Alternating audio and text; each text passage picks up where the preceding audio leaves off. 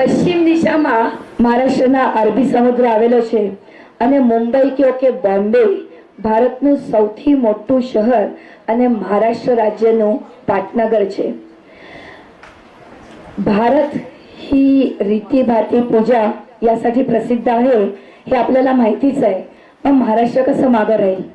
महाराष्ट्र पण गुजरात आणि बाकीच्या राज्यांसारखंच रीतीभाती खूप मानतं आणि तशीच एक रीत घेऊन येत आहेत आपल्या मुली, ज्या महाराष्ट्रीयन मुली बनलेल्या आहेत आणि त्या दाखवणार आहेत आज मंगळागौरीचं व्रत किंवा मंगळागौरीची परंपरा.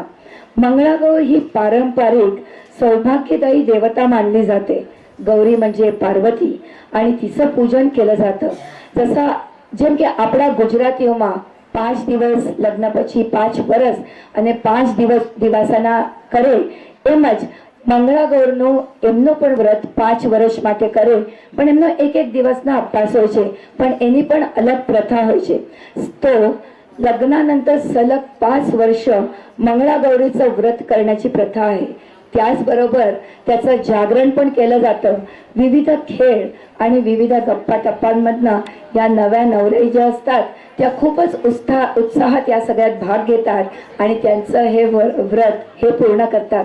तर आज बघूयात आपल्या मैत्रिणी काय आपल्यासाठी घेऊन येत आहेत.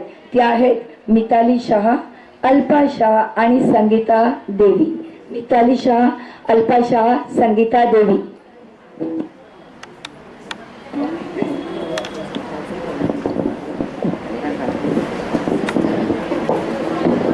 जय महाराष्ट्र.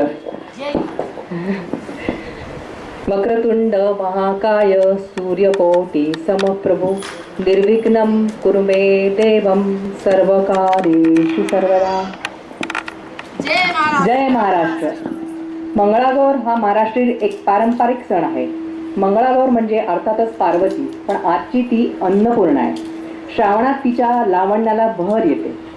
नवीन लग्न झालेल्या मुली 5 वर्ष तिची पूजा करतात. तसेच रात्री जागरण करून खेळ खेळले जातात. भान आम्हाला संस्कृती जोपासण्याचे आव्हान करते ते मी पुढच्या पिढीला जपण्याचे.